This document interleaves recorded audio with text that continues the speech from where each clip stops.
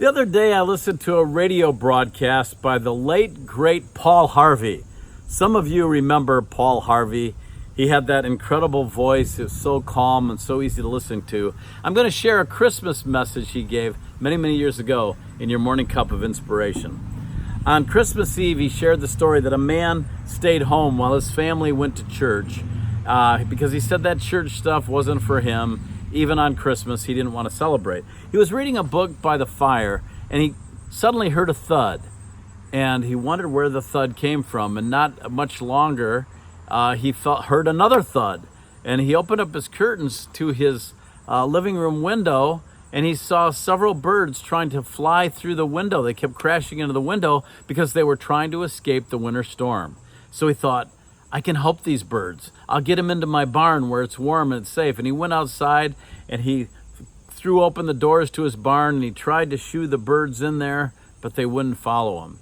He tried to talk to them and have them follow him in, but they wouldn't respond. He made a trail of food all the way to the barn, but they wouldn't follow that either. And he thought, wow, how can I make these birds understand that I want to help them, I want to save them?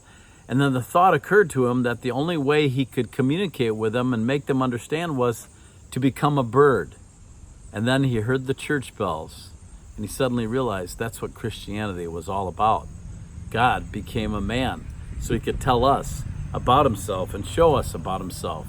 And it's interesting because in John chapter 1, John talks about the Word and how the Word was in the beginning with God. In verse 1, in the beginning was the Word, and the Word was with God, and the Word was God. He was with God in the beginning. And then it goes on to say that through him all things were made, because God spoke the world into existence. And then down in chapter 14 we read, the Word became flesh and made his dwelling among us. We have seen his glory, the glory of the one and only who came from the Father, full of grace and truth. Isn't it interesting that John used the motif of the Word?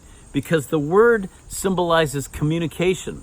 It symbolizes expressing one's thoughts and one's innermost desires. And that's what God did when he sent Jesus.